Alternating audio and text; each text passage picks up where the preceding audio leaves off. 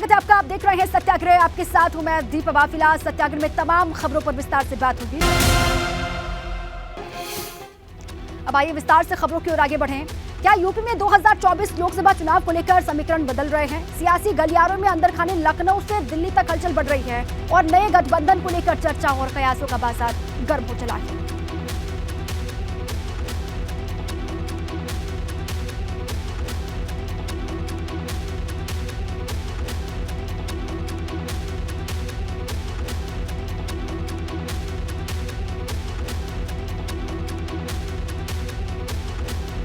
खबर है कि राष्ट्रीय लोकदल आने वाले लोकसभा चुनाव को लेकर कांग्रेस के साथ जाने का मन बना चुकी है।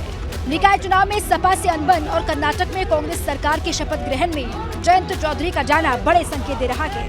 वहीं अब रालोद इस गठबंधन में अखिलेश को भी शामिल कराने की कोशिश में जुटा है। बिल्कुल हम चाहते हैं कि क्यों नहीं, क्या इसमें क्या दिक्कत है? कांग्रेस को अब अखिलेश जी से बात करेंगे, उनका क्या है, सब लोग बैठ के बात करेंगे। कई चीजें आती हैं, 1 to 1 में सीटों का सवाल भी होता है, कई सवाल होता है, इस पर चर्चा करेंगे। हालांकि उत्तर प्रदेश में विपक्षी एकता वाली कोशिश आसान नहीं है, क्योंकि कर्नाटक में नई सरकार के शपथ ग्रहण समारोह में जहां जयंत चौधरी ने शिरकत की, लेकिन सपा की तरफ से कोई संकेत नहीं मिला।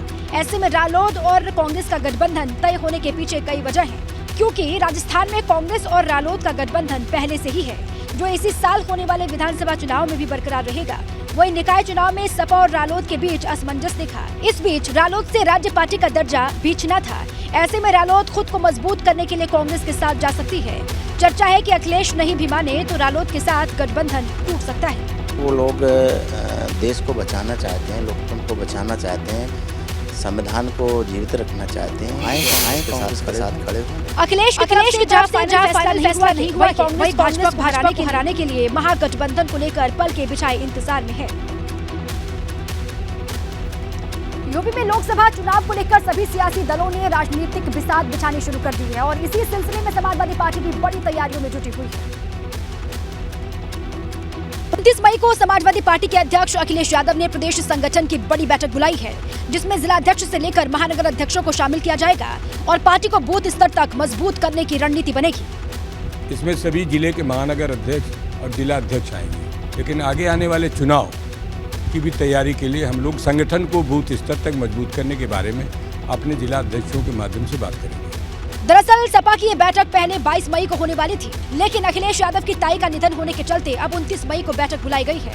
सपा का दावा है कि निकाय चुनाव में सपा के बढ़ते जनाधार से भाजपा परेशान है। उत्तर प्रदेश के 544 नगर पंचायत हैं, 200 नगर पालिका परिषद हैं, उनमें समाजवादी पार्टी ने सबसे ज्यादा सीटें पाई है और भारतीय जनता पार्टी सबसे कम सीटें पाई है। विपक्ष सबसे ज्यादा सीटें पाया और इसी बात से भारतीय जनता पार्टी परेशान है। आपको बता दें कि निकाय चुनाव को आगामी लोकसभा चुनाव का ट्रेलर बताया गया था, जिसमें बसपा ने दलित मुस्लिम गठजोड़ पर ध्यान दिया। वहीं सपा अब सभी वर्गों को साथ लेकर चलने का दावा कर रही है।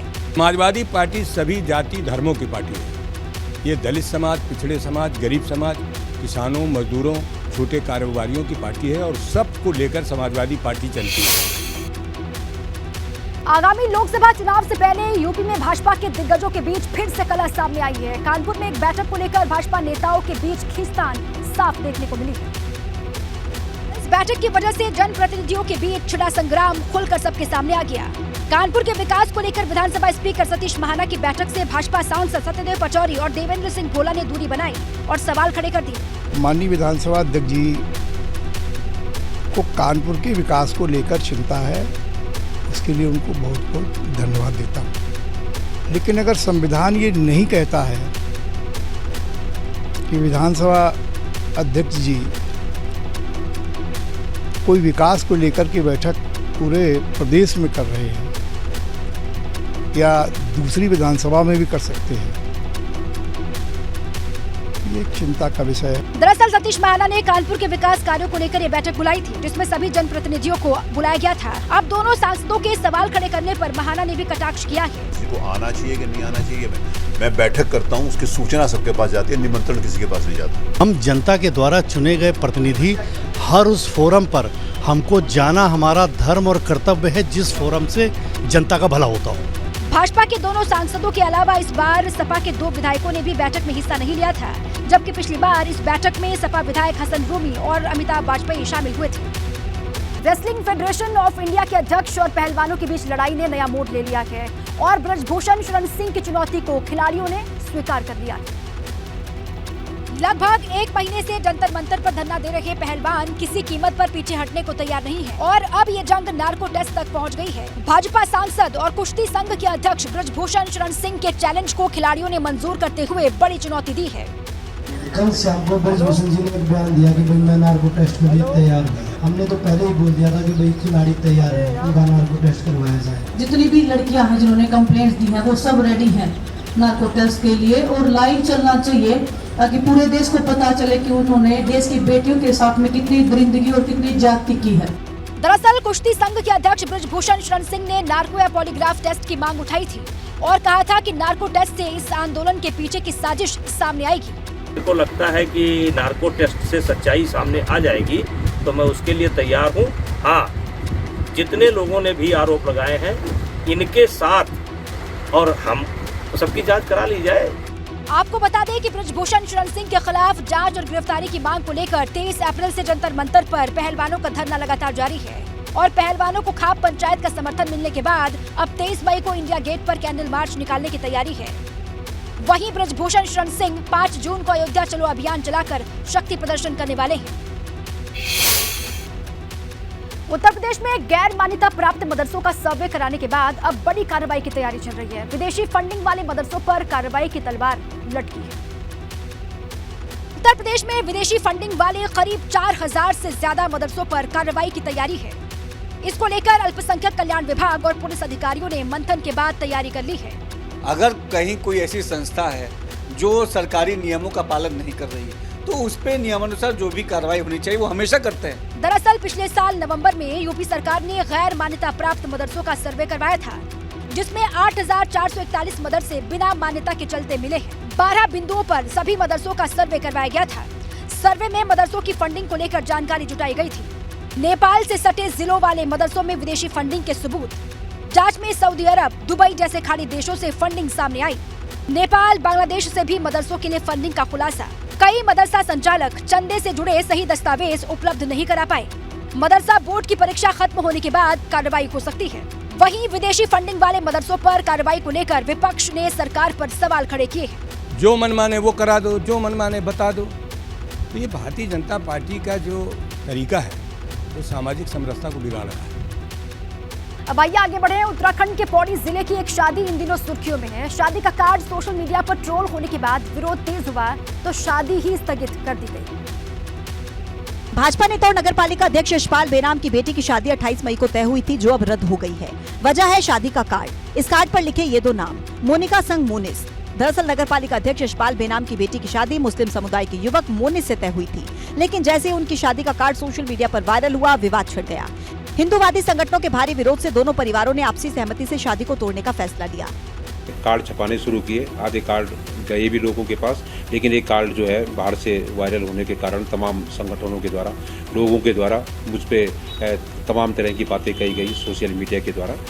और तमाम परिस्थितियों को देखते हुए हमने ये निर्णय लिया है कि हम इस कार्यक्रमों को नहीं करने जा रहे हैं। भाजपा नेता यशपाल बेनाम को कई संगठनों की तरफ से फोन आए। सभी ने इस शादी पर अपने अपने तर्क रखे, जबकि गौ सेवा आयोग के प्रदेश अध्यक्ष राजेंद्र अंथवाल ने भी इस शादी को दुर्भाग्यपूर्ण बताया। दुर्भाग्यपूर्ण है और किसी की निजी जिंदगी में हमें देने का अधिकार नहीं है, लेकिन जहाँ सामाजिक तौर पर उसको मान्यता मिले उसके हम भी विरोधी हैं। इसलिए ये अच्छा संदेश नहीं है इस देवभूमि में। भाजपा नेता यशपाल बेनाम की बेटी की शादी उत्तर प्रदेश के अमेठी के रहने वाले मोहम्मद मोनिस से तय हुई थी। दोनों परिवारों की सहमति के बाद मोनिका और मोनिस 28 मई को हिंदू रीति रिवाज से शादी के बंधन में बंधने वाले थे, लेकिन कुछ संगठनों के विरोध के बाद इस शादी को रोकने का फैसला लिया गया। आज मुख्यमंत्री योगी आदित्यनाथ का अपनी कर्मभूमि गोरखपुर दौरे का 4था दिन था, जहां उन्होंने जनता दरबार लगाया और सनातन धर्म को लेकर बड़ी बात कही। सीएम योगी ने सुबह की शुरुआत गोरखनाथ मंदिर में पूजा अर्चना के साथ की और फिर गौशाला में गौ सेवा करने के बाद जनता दरबार में लोगों की समस्याओं को सुना, जहां मुख्यमंत्री ने करीब 300 फरियादियों की बारी बारी से बात सुनी। अधिकारियों को फौरन मदद के निर्देश दिए। यहां बिहार से इलाज के लिए आई एक महिला का आयुष्मान कार्ड बनाकर इलाज करने के निर्देश दिए। दरअसल शुक्रवार को मुख्यमंत्री गोरखनाथ मंदिर में नवीन देव विग्रहों की प्राण प्रतिष्ठा के अनुष्ठान में शामिल होने पहुंचे थे, जहां उन्होंने कई धार्मिक कार्यक्रमों में हिस्सा लिया। हजारों वर्षों की विरासत को लेकर के आज भी हम लोग दुनिया के अंदर चल रहे हैं। संकट आए होंगे, चुनौती आई होंगी, लेकिन संकट और चुनौती से मार्ग निकालना, उससे आगे बढ़ना, इसको बखूबी हर सनातन धर्मावलंबी जानता है। इस बीच आज मुख्यमंत्री महाराजगंज भी पहुंचे, जहां चौक बाजार स्थित गोरखनाथ मंदिर में पूजा की, फिर रुद्र महायज्ञ और ज्योतिर्लिंग अभिषेक कार्यक्रम में हिस्सा लिया। सीएम योगी ने सनातन धर्म को लेकर बड़ी बात भी कही। आज भारत की दुनिया के अंदर साख बढ़ी है, सम्मान बढ़ा है, इससे पहले कभी नहीं हुआ। यह प्रधानमंत्री मोदी जी के ही द्वारा संभव हो पा रहा है। वहीं मुख्यमंत्री ने पीएम मोदी के विदेश दौरे का भी जिक्र किया, कहा कि दुनिया भर में भारत के लिए श्रद्धा और सम्मान का भाव है। 31 साल पुराने चर्चित अवधेश राय हत्याकांड में माफिया मुख्तार अंसारी की सजा पर फैसला 5 जून को आएगा। सोमवार को वाराणसी की एमपी एमएलए कोर्ट में मुख्तार अंसारी की वर्चुअल पेशी हुई। केस में जिरा और बहस हुई। इसके बाद स्पेशल जज ने फैसला सुरक्षित रख लिया और फैसले की तारीख 5 जून तय की है। उनकी जो बहस थी उसको लिखित के रूप में आज उन्होंने दाखिल किया। 41 पन्ने की दस्तावेज उन्होंने दाखिल किया है आज, और माननीय न्यायालय द्वारा अगली 5 जून तारीख निर्णय के लिए नियत की गई है। मुख्तार अंसारी को कोर्ट ने आज अपना पक्ष रखने का आखिरी मौका दिया था। पिछली तारीख पर अवधेश राय के भाई और कांग्रेस नेता अजय राय ने अपना लिखित बयान दर्ज कराया था। लगभग 31 साल पहले वाराणसी के लोहराबीर में 3 अगस्त 1991 को अवधेश राय की गोली मारकर हत्या कर दी गई थी। हथियारबंद हमलावरों ने अवधेश राय को गोली मारी। घायल अवधेश राय को वाराणसी के कबीर चौरा अस्पताल पहुंचाया गया, जहां पर डॉक्टर्स ने उन्हें मृत घोषित कर दिया। घटना के बाद मृतक के भाई और पूर्व विधायक अजय राय ने मुख्तार अंसारी, पूर्व विधायक अब्दुल कलाम, राकेश नाइक समेत 5 लोगों के खिलाफ मुकदमा दर्ज करवाया था। 31 साल पुराने इस मामले में अभियोजन और गवाहों के बयान दर्ज हो चुके हैं। अभियोजन की ओर से भी बहस पूरी हो चुकी है। बचाव पक्ष की ओर से बहस पूरी होने के बाद मुकदमा फैसले के करीब पहुंच गया है। रामपुर में सीबीएसई बोर्ड 12वीं क्लास की टॉपर सुनैना सैनी को 1 दिन का विधायक बनाया गया। प्रधानमंत्री नरेंद्र मोदी के बेटी बचाओ बेटी पढ़ाओ और विमेन एम्पावरमेंट को बढ़ावा देने के लिए विधायक आकाश सक्सेना ने मुरादाबाद मंडल में सीबीएसई बोर्ड टॉपर सुनैना को 1 दिन विधायक बनने का मौका दिया। सुनैना रामपुर की विधायक बनकर गाड़ी में सवार होकर अपने विधायक के दफ्तर पहुंची, जहां पर उन्होंने एक फुल टर्म विधायक की तरह काम किया। जिस तरह आकाश सक्सेना अपने क्षेत्र में जनता से मिलते हैं, काम संभालते हैं, वो सब किया। मैंने काफ़ी लोगों की परेशानियां सुनी, उनको समझा एंड काफ़ी ज़्यादा अधिकारियों से बातचीत की और हम 1 दिन के निरीक्षण पर भी गए। भाजपा विधायक आकाश सक्सेना ने सुनैना को पढ़ाई के साथ साथ प्रैक्टिकल लाइफ के अनुभवों से अवगत करवाया। देखिए, इन्होंने डीएम, एसपी, एसडीएम्स और पुलिस के अधिकारियों से जो लोगों की समस्याएं थी वो बात की, लोगों की राशन कार्ड की जो समस्याएं थी उस पर ये बात की। जीवन में पढ़ाई के साथ साथ ये भी चीज़ एक जो अनुभव है प्रैक्टिकल लाइफ का, वो बहुत ज़रूरी है। Sunaina smart India model school की छात्रा रही हैं। इस साल उन्होंने सीबीएसई बोर्ड में 12वीं की परीक्षा में 98.8% मार्क्स लाकर मुरादाबाद मंडल में टॉप किया है। 23 मई से 2000 के नोट बदलने की प्रक्रिया शुरू हो जाएगी। उससे पहले आरबीआई गवर्नर शक्तिकांत दास ने प्रेस कॉन्फ्रेंस की और 2000 के नोट को लेकर जो भी भ्रांतियां थी उनको दूर किया। 19 मई को आरबीआई ने ऐलान किया था कि 2000 के नोट वापस लिए जाएंगे। जिनके पास 2000 के नोट हैं, वो 23 मई से 30 सितंबर तक अपने नोट बैंक में जमा करवा सकते हैं या बदलवा सकते हैं।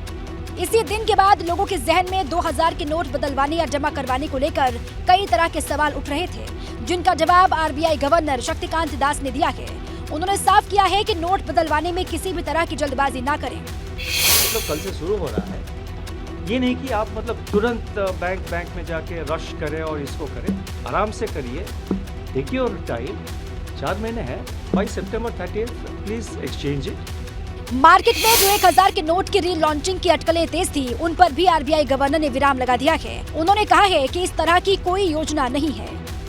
Is there possibility to reintroduce ₹1000 note? वो स्पेकुलेटिव क्वेश्चन है, अभी फिलहाल ऐसा कोई प्रपोजल नहीं है। शक्तिकांत दास ने दावा किया है कि नोट बदलने की प्रक्रिया में आने वाली मुश्किलों को लगातार मॉनिटर किया जा रहा है।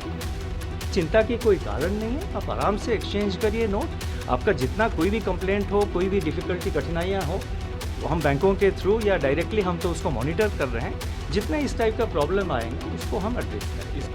30 सितंबर तक नोट बदलने का वक्त दिया गया है। बैंकों को भी 2000 के नोट का ब्यौरा रखने के लिए कहा गया है। साथ ही नोट बदलने की अवधि को आगे भी बढ़ाया जा सकता है। 23 मई से 2000 के नोट बदलने की प्रक्रिया शुरू हो जाएगी। उससे पहले आरबीआई गवर्नर शक्तिकांत दास ने प्रेस कॉन्फ्रेंस की और 2000 के नोट को लेकर जो भी भ्रांतियां थी उनको दूर किया। 19 मई को आरबीआई ने ऐलान किया था कि 2000 के नोट वापस लिए जाएंगे। जिनके पास 2000 के नोट हैं वो 23 मई से 30 सितंबर तक अपने नोट बैंक में जमा करवा सकते हैं या बदलवा सकते हैं। इसी दिन के बाद लोगों के जहन में 2000 के नोट बदलवाने या जमा करवाने को लेकर कई तरह के सवाल उठ रहे थे, जिनका जवाब आरबीआई गवर्नर शक्तिकांत दास ने दिया है। उन्होंने साफ किया है कि नोट बदलवाने में किसी भी तरह की जल्दबाजी ना करें। मतलब कल से शुरू हो रहा है, ये नहीं कि आप मतलब तुरंत बैंक में जाके रश करें और इसको करें। आराम से करिए, देखिए और टाइम 4 महीने हैं। By September 30 please exchange it. Market में जो 1000 के नोट की री लॉन्चिंग की अटकलें तेज थी, उन पर भी आरबीआई गवर्नर ने विराम लगा दिया है। उन्होंने कहा है कि इस तरह की कोई योजना नहीं है। Is there possibility to reintroduce ₹1000 note? वो स्पेकुलेटिव क्वेश्चन है, अभी फिलहाल ऐसा कोई प्रपोजल नहीं है। शक्तिकांत दास ने दावा किया है कि नोट बदलने की प्रक्रिया में आने वाली मुश्किलों को लगातार मॉनिटर किया जा रहा है। चिंता की कोई कारण नहीं है, आप आराम से एक्सचेंज करिए नोट। आपका जितना कोई भी कंप्लेंट हो, कोई भी डिफिकल्टी कठिनाइयाँ हो, हम बैंकों के थ्रू या डायरेक्टली हम तो उसको मॉनिटर कर रहे हैं। जितने इस टाइप का प्रॉब्लम आएंगे उसको हम एड्रेस करेंगे। 30 सितंबर तक नोट बदलने का वक्त दिया गया है। बैंकों को भी 2000 के नोट का ब्यौरा रखने के लिए कहा गया है। साथ ही नोट बदलने की अवधि को आगे भी बढ़ाया जा सकता है। उत्तर प्रदेश में गर्मी अपने प्रचंड वेग पर है और लगातार सितम ढा रही है, लेकिन यूपी की जनता को फिलहाल गर्मी से राहत मिल जाएगी। फिलहाल ऐसा नजर नहीं आता। यूपी और उत्तर भारत के तमाम सड़कों पर दोपहर में सन्नाटा पसर जाता है। तपती सड़क, सूखते हलक और बाजारों से रौनक गायब नजर आ रही है। मौसम विभाग ने सोमवार और मंगलवार को पश्चिमी उत्तर प्रदेश के 17 जिलों में लू का अलर्ट जारी किया है। साथ ही 26 मई तक यूपी में येलो अलर्ट जारी किया गया है। राजधानी लखनऊ में मंगलवार को अधिकतम तापमान 42 डिग्री सेल्सियस रहने की उम्मीद है। झांसी में 45 डिग्री सेल्सियस और वाराणसी में तापमान 44 डिग्री रहने वाला है। मौसम विभाग ने भारत का एक नक्शा भी जारी किया था, जिसमें देश के अलग अलग हिस्सों में गर्मी की स्थिति दर्शाई गई है। जो हिस्सा जितना लाल है, वहाँ उतनी ज्यादा गर्मी पड़ रही है। तस्वीर देखकर साफ पता चल रहा है कि मध्य और पश्चिमी भारत में भयंकर गर्मी है। ऐसे में कहा जा सकता है कि अभी गर्मी और लू से राहत मिलने की संभावना नहीं है। मौसम विभाग के मुताबिक इस साल दक्षिण पश्चिम मानसून 4 जून को केरल तट तक पहुंचने का अनुमान है, जिसके बाद ही देश के दूसरे हिस्सों में मानसून की बारिश होगी। कश्मीर के श्रीनगर में आज से G20 टूरिज्म वर्किंग ग्रुप की मीटिंग शुरू हो गई है। समिट के लिए श्रीनगर पहुंचे अन्य विदेशी डेलीगेट्स का एयरपोर्ट पर पारंपरिक वेशभूषा में कश्मीरी युवतियों ने स्वागत किया। G20 देशों के G20 टूरिज्म वर्किंग ग्रुप की बैठक के लिए सोमवार को करीब 60 विदेशी प्रतिनिधि श्रीनगर पहुंचे, जहां सुरक्षा कर्मियों की भारी तैनाती के बीच प्रतिनिधियों को बैठक स्थल शेर कश्मीर इंटरनेशनल कन्वेंशन सेंटर ले जाया गया। मीटिंग में पहुंचे एक्टर रामचरण तेजा ने डेलीगेट्स के साथ अपनी फिल्म RRR की मशहूर गाने नाटू नाटू पर डांस किया। भारत इस साल G20 की अध्यक्षता कर रहा है। देश के अलग अलग राज्यों और केंद्र शासित प्रदेशों में ये बैठकें हो रही हैं। इन शहरों में श्रीनगर को भी चुना गया था। इस बैठक को कश्मीर में होने वाला इतिहास का सबसे बड़ा इंटरनेशनल इवेंट भी कहा जा रहा है। G20 टूरिज्म समिट में कुल 20 देशों के मेहमान श्रीनगर में हैं, जिनकी सुरक्षा का जिम्मा देश के बेहतरीन कमांडो टीम NSG और मार्कोस के गाइडेंस में 3 लेयर की सुरक्षा तैयार की गई है। बैठक को लेकर पाकिस्तान बुरी तरह से तिलमिलाया हुआ है। पाकिस्तानी विदेश मंत्री बिलावल भुट्टो जरदारी POK गए हैं। उसका साथ देते हुए चीन ने भी बैठक का बहिष्कार किया। प्रधानमंत्री नरेंद्र मोदी अपनी 3 देशों की यात्रा के तीसरे और अंतिम चरण में ऑस्ट्रेलिया पहुंचे, जहां उनकी अगवानी ऑस्ट्रेलिया के प्रधानमंत्री एंथोनी अल्बनीज ने की। पीएम मोदी सिडनी हवाई अड्डे पर उतरे। सिडनी में अपने प्रिय नेता से मिलने के लिए भारतीय मूल के लोगों को काफी देर से इंतजार कर रहे थे। पीएम मोदी ने इन लोगों को निराश नहीं किया और उनसे जाकर मिले। यहाँ भारतीय पीएम का स्वागत वंदे मातरम के नारों के साथ किया गया। लोग एयरपोर्ट पर पीएम मोदी की एक झलक पाने के लिए बेताब दिखे। जहां लोगों ने पीएम मोदी के साथ सेल्फी लेने की कोशिश की। पीएम मोदी कल भारतीय समुदाय को संबोधित करेंगे। प्रधानमंत्री नरेंद्र मोदी 22 से 24 मई तक ऑस्ट्रेलिया की यात्रा पर रहेंगे। ऑस्ट्रेलिया के भारतीय समुदाय के सिडनी में आयोजित एक सामुदायिक कार्यक्रम में हिस्सा भी लेंगे। इसके पहले प्रधानमंत्री नरेंद्र मोदी ने तीसरे भारत प्रशांत द्वीप समूह सहयोग शिखर सम्मेलन में शिरकत की, जहां पापुआ न्यू गिनी और फिजी ने भारतीय प्रधानमंत्री को अपने सर्वोच्च सम्मान से नवाजा। फिजी ने अपने देश के सम्मान companion of the order of Fiji और पापुआ न्यू गिनी ने the grand companion of the order of लोगोहू से सम्मानित किया।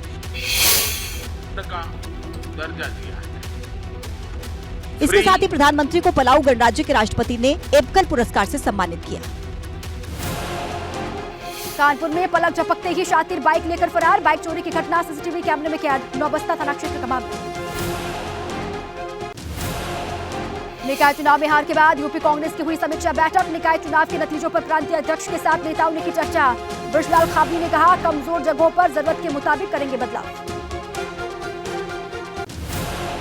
29 मई को सपा अध्यक्ष अखिलेश यादव की बड़ी बैठक। प्रदेश भर के जिला अध्यक्ष और महानगर अध्यक्षों के साथ करेंगे मंथन। निकाय चुनाव के नतीजों के साथ ही आगामी लोकसभा चुनाव को लेकर चर्चा। दिल्ली के यूपी भवन में फर्जीवाड़े का बड़ा खुलासा। बिना नौकरी व्यवस्था अधिकारी की पत्नी पर सैलरी लेने का आरोप। धांधली को लेकर व्यवस्था अधिकारी की सीएम योगी से की गई शिकायत। अवधेश राय हत्याकांड मामले में एमपी एमएलए कोर्ट 5 जून को सुनाएगा फैसला। अवधेश राय हत्याकांड में मुख्तार मुख्य आरोपी है। मुख्तार अंसारी समेत 6 लोगों के खिलाफ दर्ज था मुकदमा। आईएएस रामविलास यादव की बढ़ेंगी मुश्किलें। एलडीए ने शासन को पत्र लिखकर भ्रष्टाचार पर कार्रवाई के लिए कहा। एलडीए में सचिव रहने के दौरान नियम के खिलाफ भूखंड आवंटन का आरोप। उत्तर प्रदेश में विदेशी फंडिंग वाले 4000 से अधिक मदरसों पर कार्रवाई की तैयारी। पिछले साल हुए सर्वे में 8441 मदरसे अवैध मिले। मदरसा बोर्ड परीक्षा समाप्त होने के बाद कार्रवाई की तैयारी। 2000 के नोट बदलने को लेकर आरबीआई के गवर्नर शक्तिकांत दास का बयान। लोग नोट बदलने में ना करें अफरा तफरी। 50,000 से ज्यादा पर देनी होगी जानकारी। 30 सितंबर तक 2000 के नोट से कर सकते हैं खरीदारी। कानपुर में सैलून की दुकान और ट्रैवल एजेंसी में लगी आग। दुकान में रखा सारा सामान जलकर राख। स्थानीय लोगों ने बुझाई आग। मथुरा में आग लगने से मचा हड़कंप। फायर ब्रिगेड ने आग पर पाया काबू। आग लगने से भूसा और अनाज जलकर राख हुआ। थाना महावन क्षेत्र के गांव मुबारकपुर का मामला। देवरिया में कार और ट्रक की भीषण टक्कर। सड़क हादसे में 5 लोगों की जान चली गई। थाना भाटपारा रानी के बहियारी बघेल के पास हुआ हादसा। बांदा में तेज रफ्तार बुलेरो पेड़ से जा टकराई। 2 लोगों की मौके पर ही मौत। 2 ने इलाज के दौरान तोड़ा दम। 3 की हालत नाजुक। कानपुर रेफर। बलिया के मालदेपुर घाट पर नाव पलटने से हादसा। 3 लोगों की डूबने से मौत। बाकी सभी लोगों को सुरक्षित बचा लिया गया।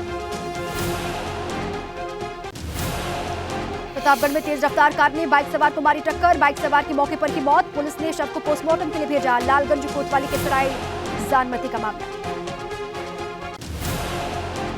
कानपुर में अनियंत्रित लोडर खड्डे में गिरा। हादसे में 1 की मौत। 4 लोग घायल। युवक बच्चों को बैठाकर सिखा रहा था लोडर चलाना।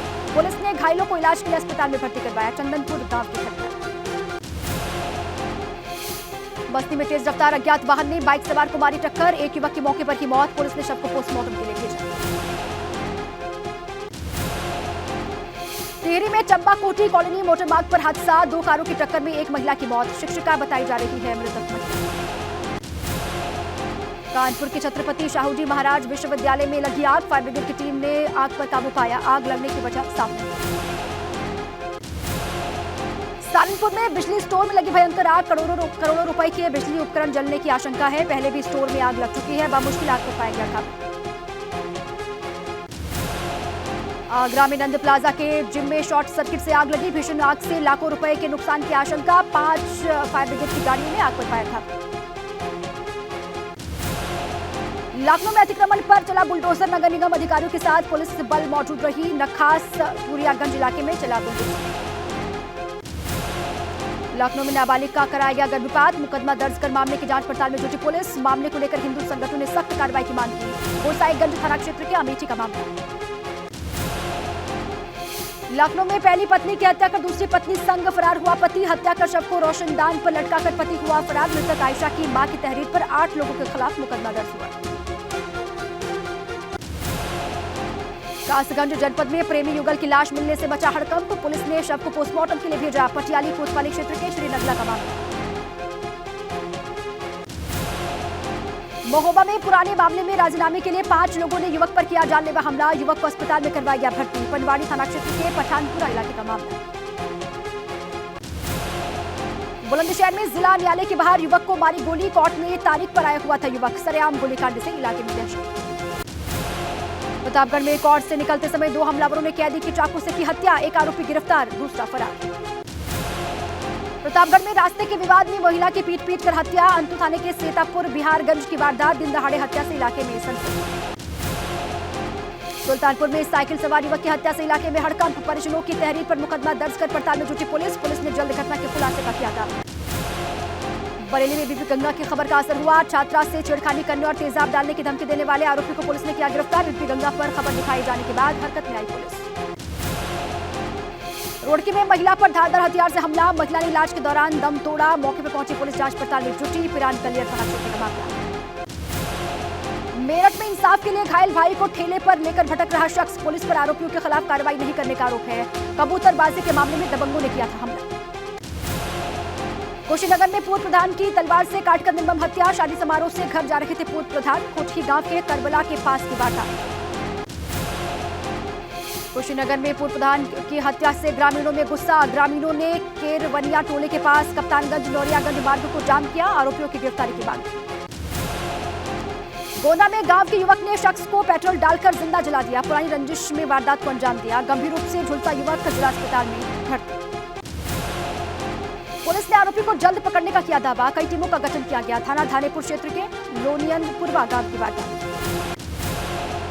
आगरा में सीओडी की परीक्षा में इलेक्ट्रॉनिक डिवाइस से नकल, कॉलर में लगी थी डिवाइस, होटल से कोच बता रहा था आंसर, अभ्यर्थी और कोच को आर्मी इंटेलिजेंस ने पकड़ा।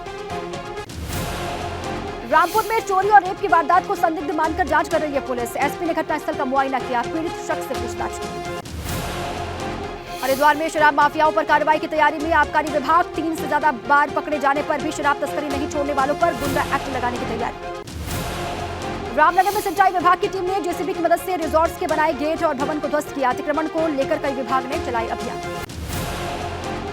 देहरादून में मौसम विभाग ने भारी बारिश, ओलावृष्टि और तेज हवाओं का अलर्ट जारी किया है। मौसम विभाग ने अगले 4 दिन यात्रा में आ रहे श्रद्धालुओं से अलर्ट रहने के लिए कहा, साथ ही बर्फबारी का भी अनुमान जताया।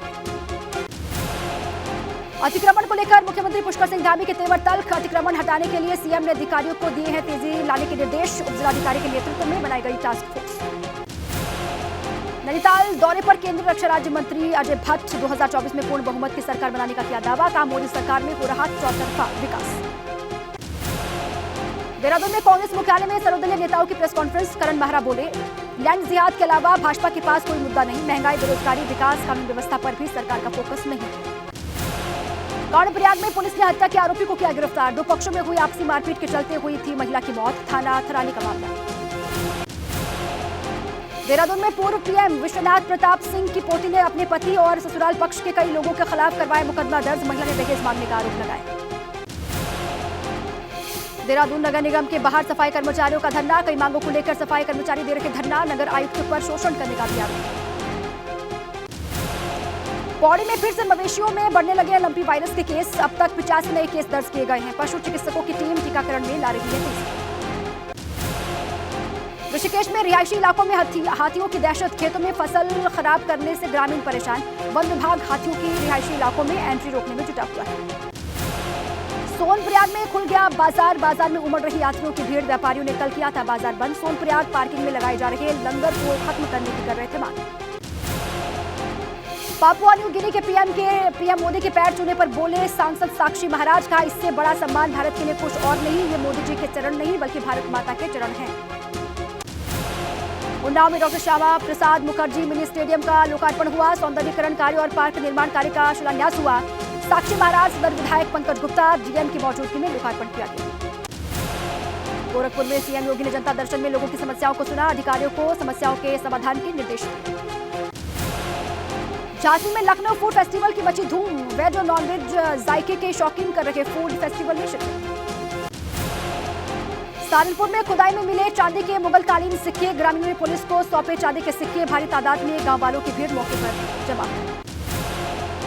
कानपुर का इकलौता यतीम खाना किया गया बंद, जेजे एक्ट में नहीं किया गया था यतीम खाने का रजिस्ट्रेशन, यतीम खाने में 18 नाबालिग लड़कियां और 10 लड़के रहते थे। अलीगढ़ में एएमयू टीचर्स एसोसिएशन के कल होने वाले चुनाव में एएमयू प्रशासन ने अवैध घोषित किया है, दूसरी ओर मुख्य चुनाव अधिकारी ने एक नोटिस जारी कर कल चुनाव कराने का ऐलान किया। हमीरपुर में आशा कार्यकर्ताओं ने भुगतान को लेकर सीएमओ कार्यालय का घेराव करते हुए प्रदर्शन किया। कहा 5 दिन पहले भी सीएमओ को ज्ञापन दिया था, लेकिन सुनवाई नहीं। बहराइच में नदी किनारे किसान पर मगरमच्छ ने किया हमला। मगरमच्छ के हमले में किसान की मौत। गांव वालों ने किसान के शव को नदी से निकाला बाहर। पुलिस ने शव को पोस्टमार्टम के लिए भेजा। पीलीभीत में सैकड़ों साल पुरानी जामा मस्जिद पर पुरातत्व विभाग का शिलापट लगाने की उठी मांग। सोशल वर्कर अधिवक्ता ने डीएम को ज्ञापन सौंपकर मस्जिद को संरक्षित करने की मांग की। अयोध्या में श्री राम जन्मभूमि ट्रस्ट का स्थायी कार्यालय बनकर तैयार हुआ। कार्यालय के उद्घाटन के लिए रखा गया पूजा पाठ। पूजा पाठ में ट्रस्ट के ट्रस्टी अनिल मिश्रा, दिनेंद्र दास और सभी साधु संत हुए शामिल। रामपुर के भाजपा विधायक आकाश सक्सेना ने सीबीएसई बोर्ड की टॉपर छात्रा को बनाया 1 दिन का विधायक। सुनैना ने विधायक के तौर पर जनता की सुनी समस्या।